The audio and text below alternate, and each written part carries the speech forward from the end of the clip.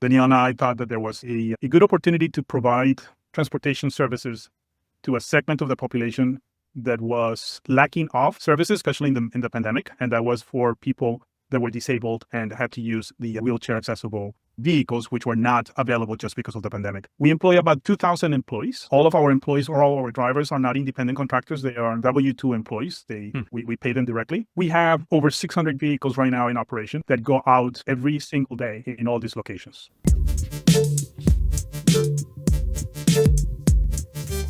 So before we jump into today's episode, I want to share a quick word from our partners at Terawatt. We all know the future of ride-hail and autonomy is electric. New fleets are entering markets and need a base of operations, places to charge up and get back on the road. But they can't afford downtime, and that's where Terawatt infrastructure comes in. They take something complex and expensive, fleet charging infrastructure, and delivers, letting fleets focus on their core business of serving rides. Terawatt is building high-powered charging hubs strategically placed right where ride-hail demand is its highest. So think about 30 plus fast chargers in a central business district. Now that's a lot of power. Their sites are also designed to optimize AV fleet performance with 98% charger uptime, infrastructure for data offload, and thoughtful layouts that get vehicles in and out fast, all for a monthly fee. You can check them out at terawattinfrastructure.com, and we'll also leave contact information for the company in the show notes. All right, on to the episode. Brothers Daniel and Andres Munoz are the co-founders of Tower Mobility. Daniel has over 30 years of experience in global strategy, innovation, and general management. Andres brings 30 plus years in operations, last mile logistics, and general management, leading teams and large-scale delivery networks at Pepsi, Amazon, and Lyft. Together, they combine Daniel's strategic expertise with Andres's operational and logistics know-how to lead Tower Mobility. All right, gentlemen, how are you guys doing today? We're doing very good, Harry. Thank you for having us here. We are thrilled to be here. Definitely. So Tower Mobility is a brand that I know pretty well since you guys are one of the largest fleet providers out there working with rideshare drivers. I'm not sure that everyone in the general rideshare or especially mobility community know about. So I'm excited to have you on, learn about the brand and hear everything that you guys are up to. And I guess my first question though, before we dive into the business, I mean, you guys, in your bio, I guess you each have 30 years of experience. All right, that checks out. You're brothers, so you're born around the same time. You must like each other though, right? If you're working together. Sometimes we try to like each other, yes. But Andres, you're in San Francisco and Daniel, you're in Chicago. So maybe that sort of helps, a little separation. I'm sure you see each other all the time though. That is correct. That is correct. Cool. So Andres, we argue a lot over the phone. So yes. Like any good, sort of business partners should. Andres, I'd love to start with you. Can you tell me about Tower Mobility? What do you guys do? How many cars do you have out there? And also, where do you operate? Yes. So thank you, Harry. So we started Tower Wave, which later became Tower Mobility, back in 2020, in the middle of the pandemic. Daniel and I thought that there was a good opportunity to provide transportation services to a segment of the population that was lacking of services, especially in the pandemic, and that was for people that were disabled and had to use the wheelchair accessible vehicles, which were not available just because of the pandemic. So we partnered at that point in time with Uber here in San Francisco. From then, very quickly, because of word of mouth, we got other TNCs, Lyft and Waymo. Today, we operate in 6 cities. We operate in LA, San Francisco, Portland, Chicago, Washington, D.C., and Boston. We employ about 2,000 employees. All of our employees or all our drivers are not independent contractors. They are W-2 employees. We pay them directly. And we have over 600 vehicles right now in operation that go out every single day in all these locations. Got it. And so that's across all 6 of your markets. And I think you said 2,000 employees, which are basically your drivers. Okay.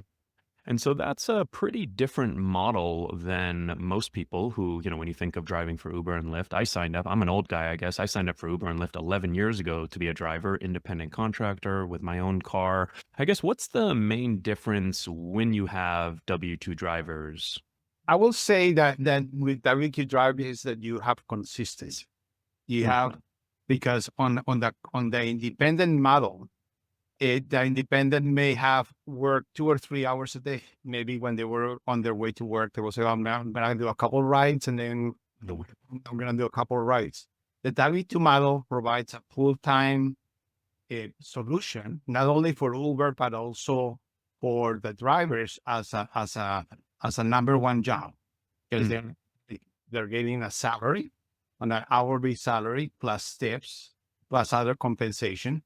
So they know this is a job. It's not a part-time job. It's not a side gig, etc. So it offers solutions and opportunities for both Uber on a consistent revenue basis and also for the drivers.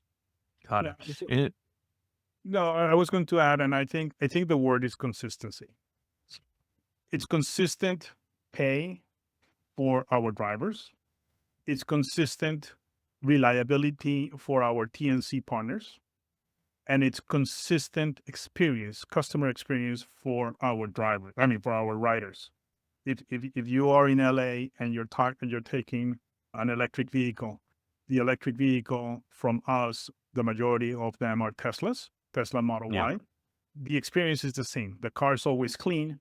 The driver is always dressed in black. The trunk is always clean. It's not packed with other stuff. And the customer experience, we're trying to make it as equal from ride to ride. So that it creates more willingness and more desire of people to use our cars. We have had many customers, many riders that have said, "Oh, I wish I could ask for your service every time," and that is the consistency that we are creating. So, when it comes to drivers, what do you think, or who do you think is kind of the perfect profile for someone that should work with Tower in this employee driver fashion? Because obviously, when we talk to drivers, a lot of them love the pay. I mean, they got to get paid. They want to get paid well. They want to make more money, as you know. But then they also love the flexibility, log on, log off, work a lot, work a little. And I'm guessing that you don't get as much flexibility when you're an employee working, even just having a boss, period. Right? You may have a little bit less flexibility in that respect. Do you think it makes sense, this type of job, for every Uber and Lyft driver out there? Or is there a certain person, a certain profile, a certain type of driver that makes the most sense to come and work for Tower? I will say this is not a part-time job. It's a job that the driver saying, now I know I have an 8-hour job, a job with perhaps with some overtime, that I can come 40 hours a week, work, get compensated, and better yet, like for the work. So we did surveys with drivers and with people that work in the company. Say, what are the things that you like the most of about the company? What brings you coming here, etc. And one thing that resonated is the culture. We created this culture of people. People are number one. Everything is about how do we make people feel good about coming to work. And the number one message that came out of that is, I love this work. I love coming to work at this company. Where do you get most of your drivers from? Are they from existing pools? Someone who's been an Uber and Lyft driver, done, doing 1,000 miles a week on their car. They're kind of fed up of putting miles on their own car and they want to come drive for Tower. Are you getting them from other, more hospitality industries? What's sort of the main few places that you find your drivers? So about 50% of our drivers already have some type of experience through either Lyft or Uber. The other 50% are people that want to experience something new. And if I was to add to the previous question, the thing that people like when they enroll with us and they become our employees is that we offer training, extensive training, throughout their workday, every single day. There is coaching when they come back. There is coaching, so they feel very supported, and because they feel very supported, their service is really good. Yeah. and they're not thinking about leaving. So, Yeah. uh, Well, that's a good point because I think a lot of people like driving for Uber and Lyft because you don't have a boss, you don't have to do training, but in reality, you really should. I mean, that's why I started my business 11 years ago because it's not as simple as it looks. You do kind of need to be trained in customer service. There's sort of de-escalation principles. You're dealing with drunk riders, even the safety aspect, right? Driving, not looking at your phone, having a phone mount, dash cam. I'm sure a lot of these things that, we've seen on the fleet side. So I guess it is, there probably are a lot of benefits to having, employee drivers that you can, provide training and, kind of that higher level, even though on the surface, maybe a regular driver may not seem like they want it. yeah, one thing that you mentioned is benefits. We offer healthcare Yeah. benefits. We offer PTO. So our employees, all of them, certain allowed time to go on vacation that is paid. Yeah. And when you look at all those things, even though they may seem little, Hmm. that's the difference between people that come and work with us and or continue to be independent or go somewhere else. Our benefits are very strong. Got it. So let's talk a little bit about your operations in Los Angeles. Since I'm sitting here in Los Angeles right now, it sounds like it's one of your bigger markets. What does the fleet size look like? And I guess more importantly, how much might a driver, working for Tower make in Los Angeles? So so the component that is big is Hmm. tips. And we have training for them to increase their tips by thinking more about the customer. Hmm. So we have a program that is called Tips for Tips. Mm. And that creates anywhere between $2.50 to $8 per hour on a tip level Nice. for some of the drivers. And then in addition to that, they get about $19 worth of compensation per hour. Hmm. So all in, you're looking at the very bottom, 21.50, 22, but you could be Hmm. making $25, $26 Got easy it. because of the tip portion. And does that include the benefits that you mentioned? No, that is just straight pay. So So the the benefits are on top of that. the benefits are on top. The benefits, if there's overtime, that's on top of that. So if Hmm. you were to think about it, it's just like straight pay between what they Yeah. can earn because of a tip and what we pay is at the bottom $21.50, $22. But I have seen some drivers that make $27, $28 because of tips. Yeah. Well, I mean, I think that's definitely the big complaint that we've heard from drivers over the years that they don't make enough money. And especially now, Uber has talked about how they have, to investors, they've talked about how we have this large supply of drivers, which sounds great. But, for the individual driver, not always such a good thing if there's a bunch of other drivers out there. Do you find that, those drivers who are out there, working for Uber, doing it themselves, not making enough money, do they come over to Tower and have success? Absolutely. Actually, there's a pool of drivers that come straight from Uber, and Hmm. so the Uber has in their centers where people come in to ask for help. They Yeah. have ads for them to come and join our fleet. Yeah. So there is a large portion of or a significant portion of drivers that come from actually from Uber that that stability in a job. Got it. Yeah, let's talk about a little bit more about your partnership with Uber. So it sounds like it started, I mean, I guess when the company started with the Wave, the wheelchair accessible vehicle product in San Francisco. What does the partnership look like right now? Is that what it's called? Is it an Uber partnership or how do Yes. they work with you and where? So since we had validated and basically established the W2 model, we knew how to manage people Right. at some sort of scale. Uber said, you know what, we would like to establish the W2 EV program starting now. And that's how we started, was basically, we were the first fleet in LA with over 400 vehicles, electric vehicles, Teslas, EV9s, and Rivians.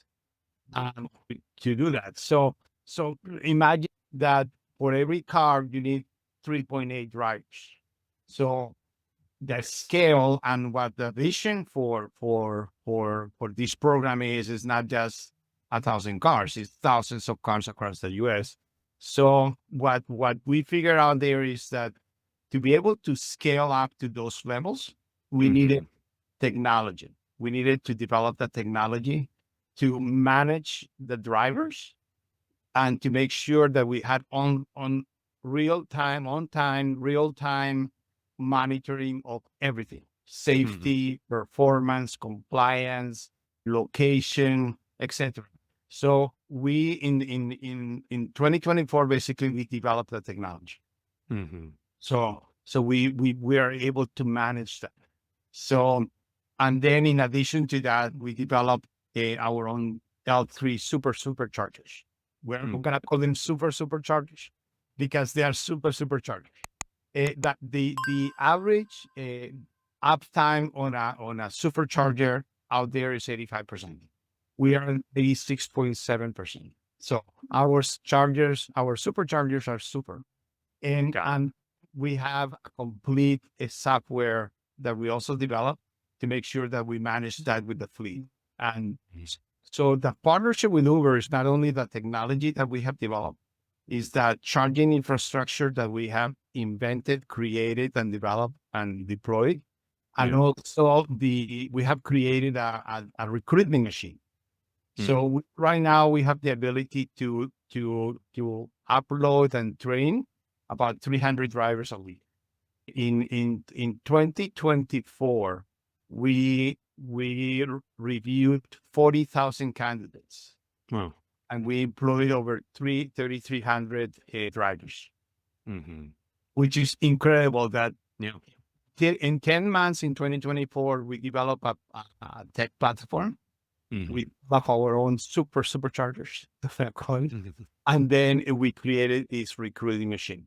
So that's where with the value that we bring to Uber. Got it.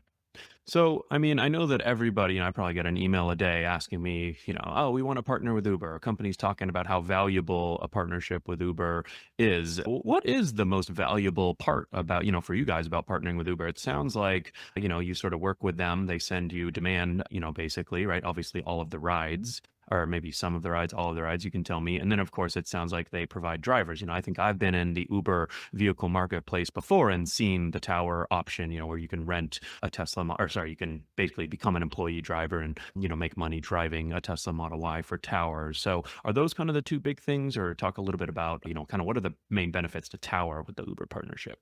So I think the main things that Uber brings into this partnership is we don't have to think about selling our services to it.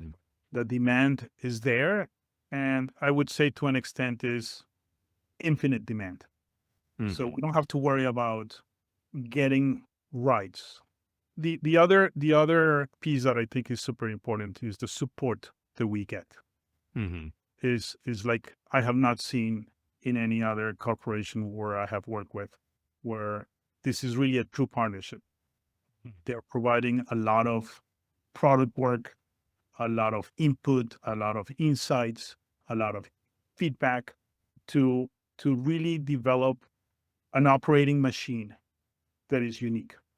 With that, over the last year, we have learned a lot.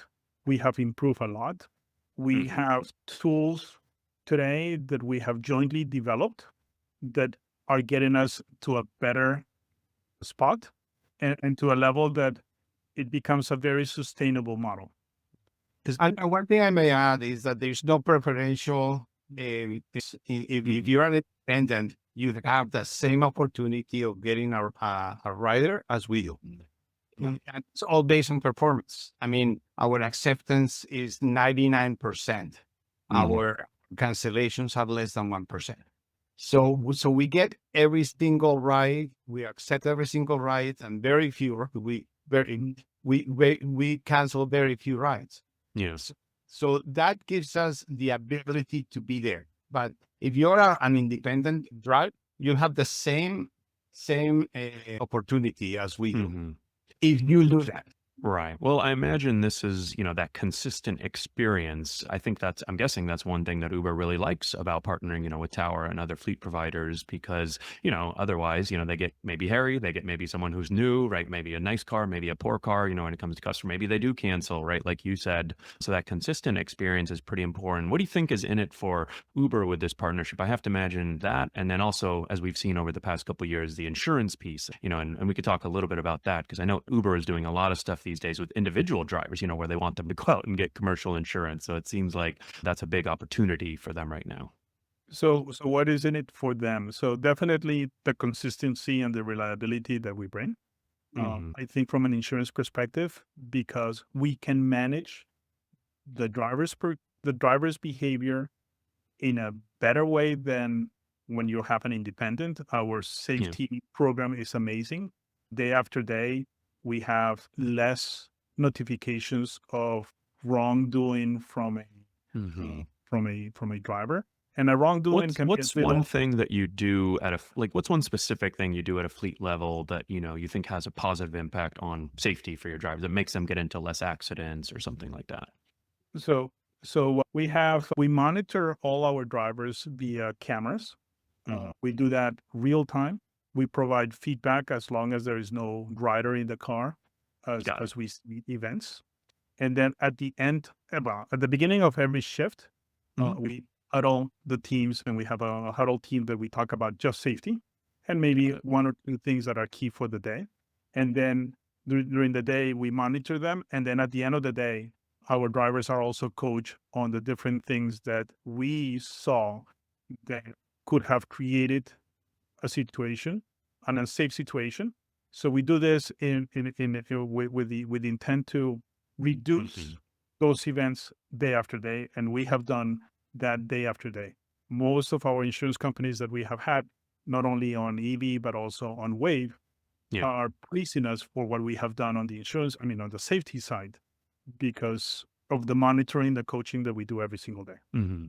Got it. And on that events like speeding, 1 mile or speed limit is speeding. Yeah. There is no, oh, maybe 1 mile, 2 miles. No, 1 mile speed limit is speeding. It's you're rolling out, and the thing is that so many drivers are when they come in first, they are used to rolling stops or speeding 5, 10 miles an hour. You have to really train Yeah. people. You know that's not the right way to drive. Yeah. That's not safe way to drive. You drive at the speed limit. You stop at stop signs. You don't just do a rolling Well, I stop. think one of the big benefits that of the hourly pay model is that, as an independent contractor, as a Uber driver, I'm actually incentivized to go fast, right? If it's a yellow light and I speed through it, I'm going to get my passenger to their destination quicker, which means I can do more trips per hour and make more money per hour, right? If I'm driving for Tower, I don't need to speed through that yellow light, right? I kind of do care what is safer. Hey, my 100%. bosses are going to yell at me if I try speed through this yellow light. I'm going to drive safe and get them safely to their destination, which, you kind of understand in the short term, that's why drivers do it. But in the long term, if you're avoiding accidents and, more costly things, that's probably a bigger, sort of benefit to the company and the drivers. 100%. 100%, Henry. I think safety, as we said, is number one. And Hmm. in the long run, and we are seeing it on the premiums of insurance, etc., it Yeah. is super beneficial, which for Uber, it's a big plus. Yeah. Interesting. So you guys mentioned that you have 600 vehicles in the fleet, I believe. You have Tesla, Rivian, Kia. I think that right now with the kind of big wave of autonomous vehicles rolling out, kind of fleet management is in again, right? Fleet management is sexy now, right? People that own lots of cars are very popular these days. So I would love to know, talk a little bit about your experience as a fleet manager and, maybe what's the hardest part of owning 600 cars? So I will say that the foundation of a manned fleet is not different than what you need for an ADT. You Hmm. need the cars to come in, get clean, maintain, make sure that the tires are okay, that the batteries are fully charged, that everything is working. The only difference between what we do today and what in the future will be an autonomous vehicle fleet is that the drivers. Hmm. but you still need everything else except the driver. And What's something that your drivers do today that, won't be around, that'll be kind of missing in the AV future that you think is really important? I think as you think about customer experience, if Mhm. if you're going to the airport, Yeah. sometimes the rider expects the driver to come out and take the bag and put it in the trunk. Yeah. With an AV, that is no longer going to be that. So I would say that the human factor is always good. It should always be maintained. But I think the trade-offs that will happen, most passengers will do the trade-off and will continue to adopt to the AV model. Got it. What's been the hardest part of fleet management for you as a company? Where have you had the most growing pains when it comes to those 600 vehicles? I think it's a balance between safety, compliance, performance, costs. Is all the combination because you're always pounding safety, safety, safety is number one. But then you have you guys have to take your breaks, your meal breaks. Don't miss your meal breaks. That's the law. Yeah. The- And and then you have to, if you're at work, you're working. You're not going to the beach to Mhm. to do other things. So you have to make sure that all those balances of safety, compliance, cost, performance are there all the time. That's Mhm. the key.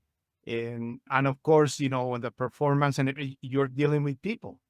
So in all those things, you're always like, are you driving safely? Are you doing your job? Are you taking your breaks? All these things, managing large groups of people under that requires a lot of things. Requires the technology that we have developed, etc. So that's Yeah. when you don't have that, and even when you have that, it's still very difficult to manage because you're managing people. Got it. And the fleet you mentioned, I think that you have 400, it sounds like, is the whole fleet EVs or what's the breakdown look like? I think you mentioned you might have 400 Tesla Model Ys in LA. I know there's a lot because I see them all over the place in LA, but to talk a little bit about the fleet breakdown and what type of vehicles you're using and what you like. So yes, Harry, about 400 and close to 450 are Teslas, Model Ys. Gotcha. Then we only have a few EV9s because when we acquired the Teslas, the EV9s were not available back then. And then when we Mhm. acquired the EV9s, we could not get a hold of too many. We acquired over 20 Rivians Mhm.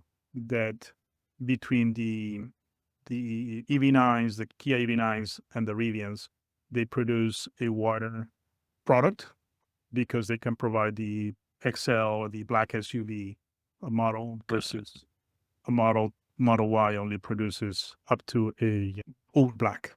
So that is what we have on the E fleet. On the Wave side, we have close to 200 vehicles that are all kind of different brands: so Dodge Caravan, Chrysler, Mercedes Metris, Toyota Siennas. We have different types: side entry, rear entry, just depending on the needs or the Got it. regulations of different cities. Okay.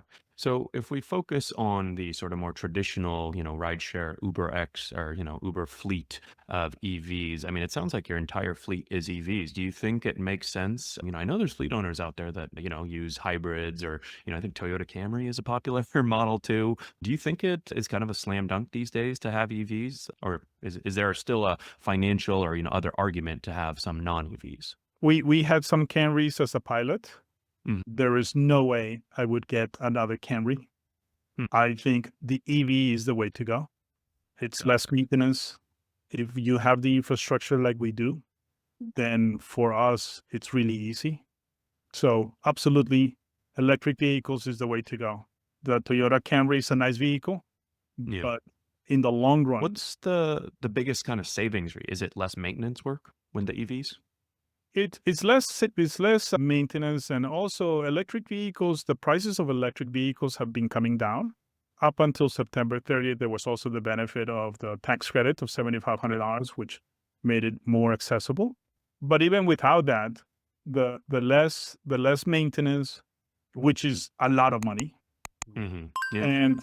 and gas versus the cost of a kilowatt. there is a discrepancy there that benefits an electric vehicle. What is the typical savings for, let's say a driver that you have in LA, let's say they're doing 1,000 miles a week. What would they save, doing EV with, kind of gas versus kilowatt? Or, you can talk about just the charging costs if you kind of know that offhand broadly. That's a good question. This is a hard question to answer right now Yeah. because of our ramp up Got costs. it. Yeah, not to put you on the spot, but I think I'm just curious kind of in the, if they're doing 1,000 miles a week, maybe you don't know, there's a lot of costs that go into it, but like, I guess what's the, do you need to be saving 10%? Do you need to be saving 20, 50? What's the kind of number that you think that, it's like, okay, we did all this work on the EV side and, I kind of want to ask you about the charging infrastructure. It sounds like you put in. Yeah. So I will say that if you are a fleet owner, Mm-hmm. it will, and depending on the scale, if you're gonna have 5 cars and you have your spouse driving one, you driving one, and the other 3 are gonna be driven by your kids. Yeah. It doesn't matter if it's a Camry or a Chevy or Mm-hmm. the. But if you are in a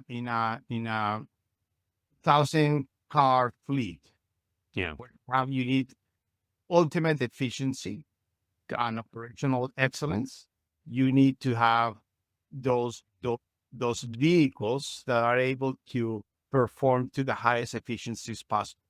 And that for us, that's the EV. So you think 200-300 cars, you can kind of get away with maybe non-EVs? No, it will have to be less than that. Less than that. Okay. Then you want to start thinking about EVs. I will say that once you move over 10 cars, and if you're not driving an operating cars, 10 cars. Got it. Yeah. Okay. Andre, agree with that? Yeah, directionally, yes. It's to answer your question on Camry versus EV or EV versus gas.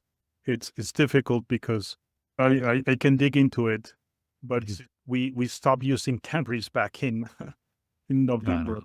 It's not. Well, we don't have to keep throwing Camrys under the bus, but I think or a gas vehicle. Yes. Yeah, I guess the interesting question that I think that there's this notion out there that EVs are, so much better, charging and this and that. And I think it's a lot more depends situational, especially for an individual driver, right? If you happen to live in a house kind of nearby, high demand areas where you work, if you have solar panels on your roof and you can charge overnight, and you have a level 2 charger in your house that does 30 to 40 miles an hour, you're probably going to make a lot more money with an EV versus a ICE, right? But that's pretty rare for most Uber and Lyft drivers. So now, okay, what if, you have a charger nearby, right? So it's sort of like, it kind of gets, I'm kind of curious where you guys are at. It sounds like you've got a fleet of hundreds of EVs. Do you have charging at the depots where drivers pick up, or how does that work? Yes. So yes. But I was doing simple math. If you do 1,000 miles and the vehicle is doing 25 miles per gallon at 425, you're spending about $150 for those 1,000 miles. Got it. If you were to do those 1,000 miles with an EV, it will probably cost you around $75. Got it. So that's pretty good savings every week. It's half the difference. Yeah. Now, to your other question about, yes, we have our own EV infrastructure at our hubs. So we charge at our locations. Oh, hold on. You've got your superchargers, right? Yeah. So and the way they look like like the Star Wars R2-D2s. So they're compact. And I mean, I imagine there's a lot of cost that goes into installing those into your depots, right? And so you're sort of just banking on the fact that with those chargers, I mean, I guess what are the options for fleets with EVs? Like you kind of have to install a charger or, have somewhere where they can charge, right? That is correct. Unless you want to use the retail available chargers, which you have a lot of issues with that. It gets really expensive very quickly. Right. And I guess you kind of need the charging at your depot. Yes. Or nearby. Okay, cool. Yeah. And it's very, very, thinking into the future, into the AV future, you need that because you need the ability to charge, clean, and everything else, all the AV vehicles that come in and go out. And you have Got it. Well, I think, the last topic that I wanted to ask you on, Daniel, is perfect segue. I'm curious, what are Tower's future plans, especially with the advent of AVs? What are you guys thinking about? Do you think they're, going to kind of be here? You're kind of worrying about it right now? Are you laying the groundwork? Obviously, there's a lot of interest in AVs, right? Waymo is here in Los Angeles. You mentioned, are you a partner of Waymo's, or how does that work? So we do right now business with Waymo on the Hmm. way side, and we have had conversations also on the maintenance side. Got Nothing it. has come to fruition. However, how we see the vision in the future is that technology companies will be technology companies, Hmm. and fleet maintenance companies will be fleet maintenance companies. And right now, the technology companies own the assets and all and are giving out the maintenance of those assets. I Hmm. would say that in the near future, the assets are going to be owned by fleet managing companies like ours. So Got it. lots of Chinese, Japanese companies coming out with AVs, and they have to prove the safety data to regulators to get their cars approved, like Waymo. Got it. So there's going to be a lot of, from Tesla to Mhm. BYDs to Yeah. all the Japanese companies coming here with autonomous vehicles that are going to be available for us or any other fleet company to purchase as a vehicle to provide that service to the technology companies like Uber, Lyft, and others. Hmm. Got it. So Harry, at the end of the day, yes, we are setting the foundation to support AVs. We Hmm. may replace our current EVs with an AV vehicle, even though we have Teslas and the development of that. But we are very aligned with the EV infrastructure that is required. We also have on site workshops for the maintenance and Hmm. the repairs of vehicles. Yes, you may have less vehicles in the AV model that are involved in an accident, but they will happen. And Someone then else maintain also, them. yes, and also as we think about cleanliness and Hmm. making sure that vehicles are cleaned, we also have in our own locations cleaning stations that Yeah. regardless if it's a manned vehicle or an AV vehicle, it will be clean. So we're setting the foundation and the infrastructure Hmm. to take care of everything that an AV fleet would require into the future. Got it.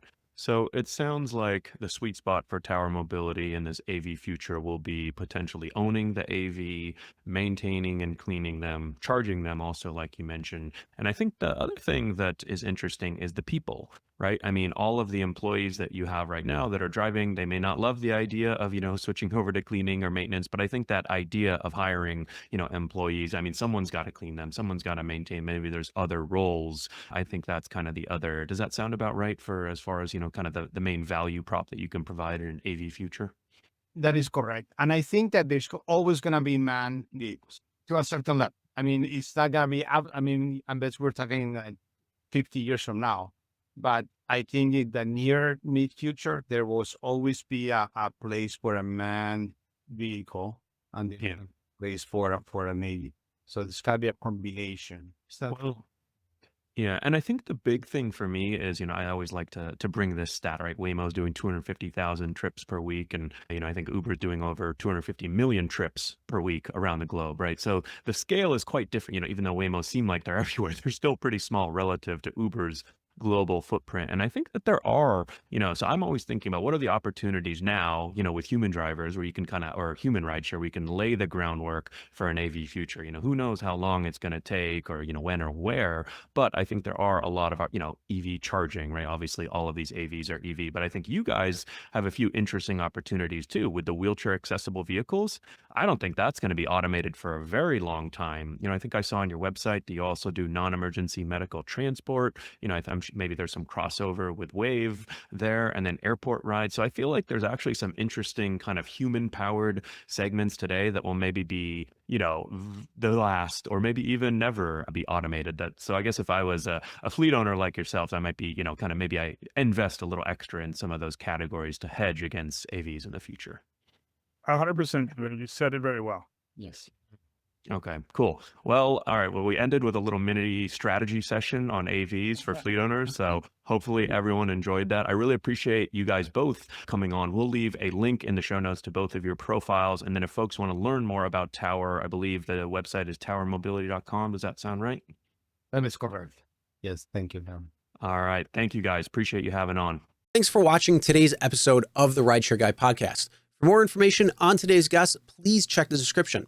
Now, you don't want to miss this interview of the Rideshare Guy podcast, so click here and also make sure you're subscribed so you don't miss any future ones. See you next time.